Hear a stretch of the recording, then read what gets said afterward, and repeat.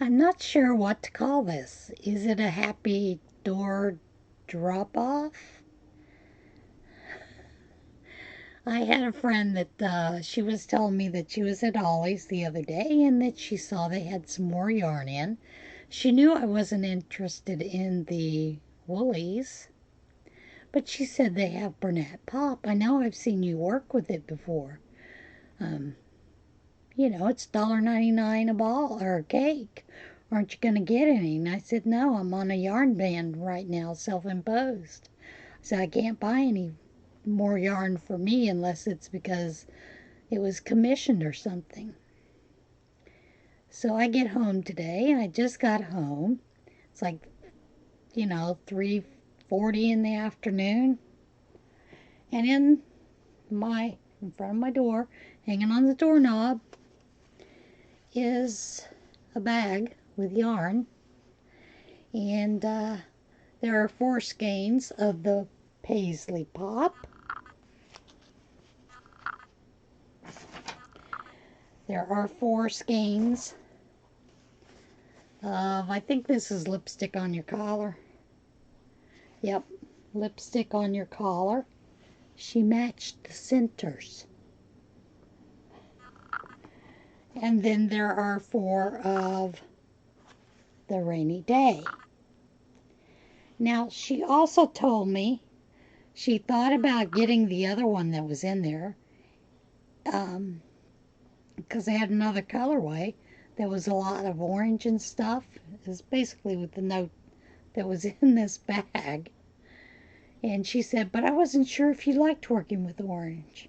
She said, but you know what? I'm going to go back and get them if they still have them.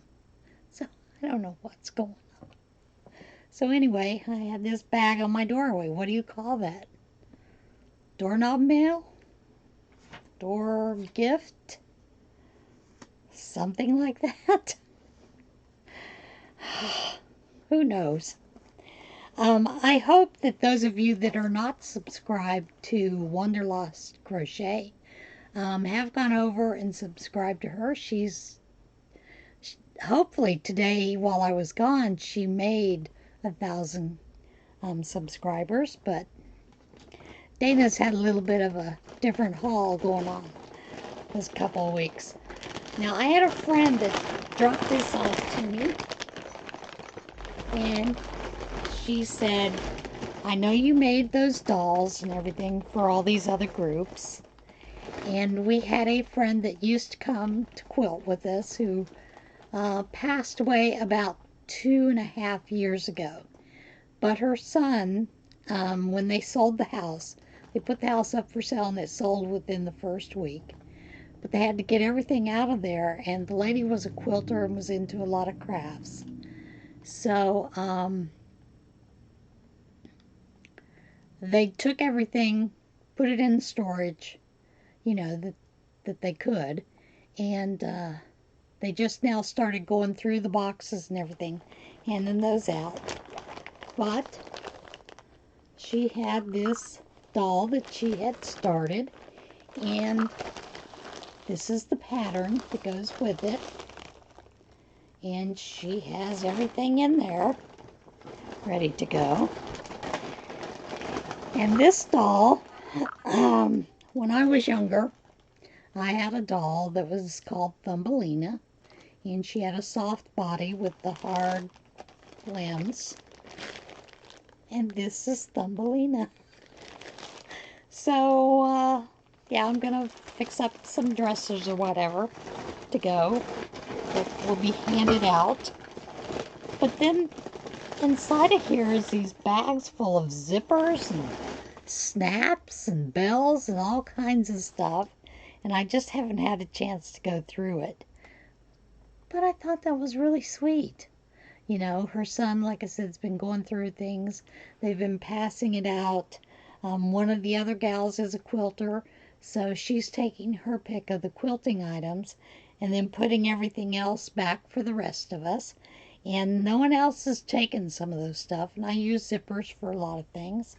So all the zippers are coming to me, and that's great because I can use them. But yeah, I just thought that was interesting. It was a weird day, you know what I mean? When you don't expect anything, you come home and there's stuff hanging on your door. So I have some yarn that I get to play with, and I didn't have to buy it.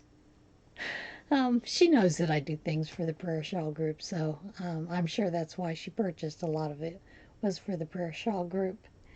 And yeah, it's been an interesting day. Crazy day.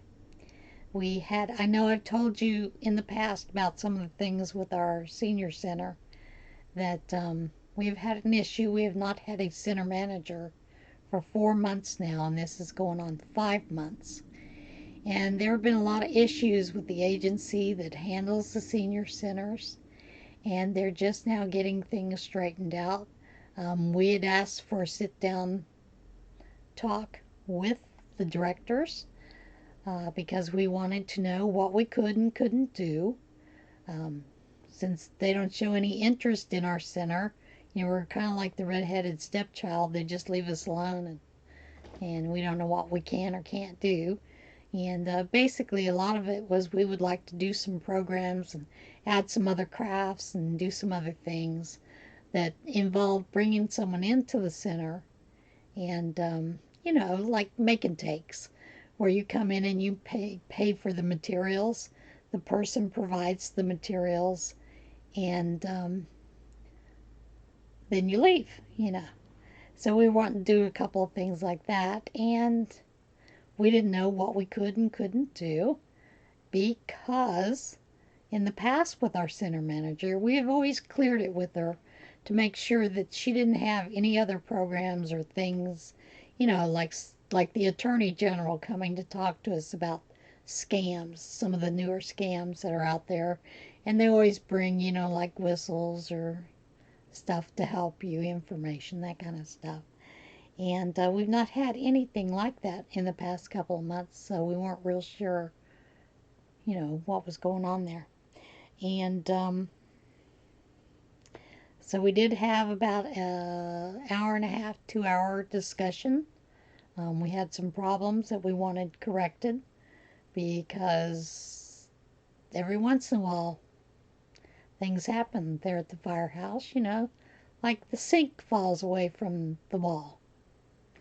That's not something that can wait 2 or 3 days. It needs to be taken care of pretty quickly.